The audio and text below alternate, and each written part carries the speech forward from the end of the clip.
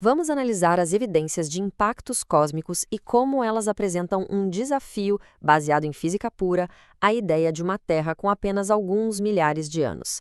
O nosso roteiro é bem direto.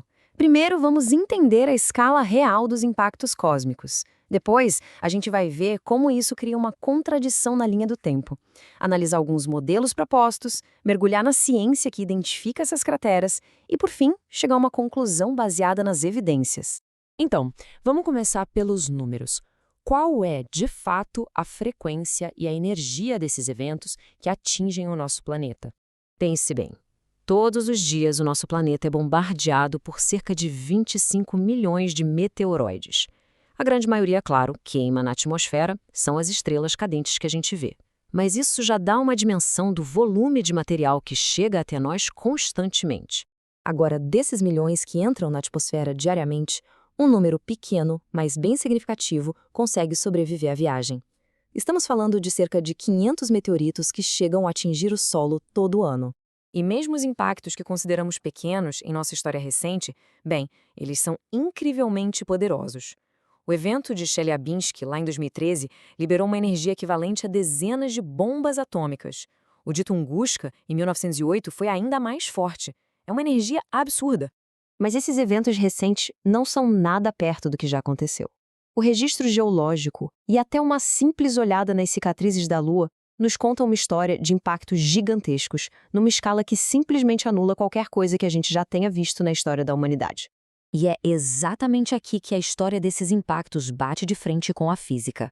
O que acontece quando se tenta comprimir bilhões de anos de bombardeio cósmico na linha do tempo de uma Terra jovem. A premissa central aqui é que toda a coluna geológica, incluindo todas as crateras de impacto que encontramos nela, teria se formado em um período de apenas um ano, durante o dilúvio global. A questão que surge não é filosófica, é uma questão de física. Quais seriam as consequências reais, no mundo físico, de liberar a energia de milhões de anos de impactos em apenas 365 dias? E aqui, a física é implacável. Cálculos feitos pelo físico Dakota mostram uma coisa impressionante. A energia liberada por apenas 40 dos maiores impactos que conhecemos seria mais que suficiente para ferver completamente todos os oceanos da Terra. E olha, o calor seria só o começo. A gente estaria falando de uma cascata de catástrofes. Mega tsunamis globais, terremotos de uma magnitude que nem conseguimos imaginar, e vulcanismo em massa por todo o planeta. E mais, qualquer explicação para isso teria que dar conta não só das crateras da Terra, mas de todas as que a gente vê no nosso sistema solar. Ok, diante de evidências tão fortes como os modelos de uma Terra jovem tentam explicar essas observações, vamos dar uma olhada em algumas das propostas que existem. As explicações são bem variadas. Tem quem sugira que a maioria dos impactos aconteceu durante a semana da criação, ou que um grande bombardeio teria iniciado o próprio dilúvio.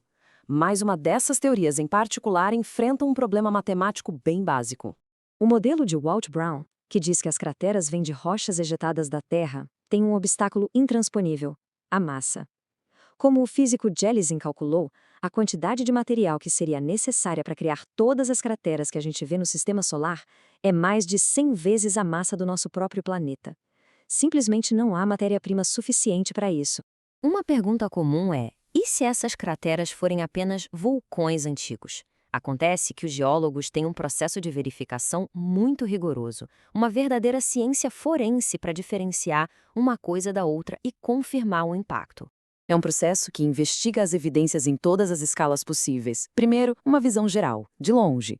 Depois, uma análise mais de perto das rochas no local. E, por fim, uma análise microscópica dos minerais e da química deles. A combinação de algumas dessas características é o que confirma o impacto. Em especial, os cones de estilhaçamento, as feições de deformação planar e os polimorfos de alta pressão são como uma impressão digital. Eles são a prova deixada pela passagem de uma onda de choque de pressão imensa, algo que só um impacto em hipervelocidade consegue criar. Então, quando aplicamos toda essa ciência forense, a conclusão que surge não é uma questão de opinião.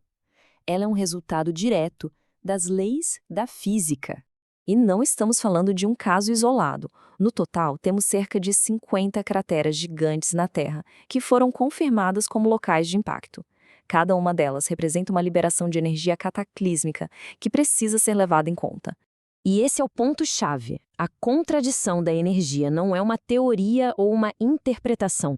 Ela está baseada nas consequências físicas de eventos que deixaram marcas geológicas reais, que podem ser estudadas. Esse problema do calor, que tem raízes na física mais básica, se mostra um desafio central, um que permanece, em grande parte, sem resposta por parte dos defensores de uma linha do tempo de Terra jovem. No fim das contas, a questão que fica é essa: as rochas sob nossos pés e as leis fundamentais da física contam uma história consistente. Se uma linha do tempo entra em conflito direto com essa história, são as próprias evidências físicas que nos forçam a reavaliar as conclusões.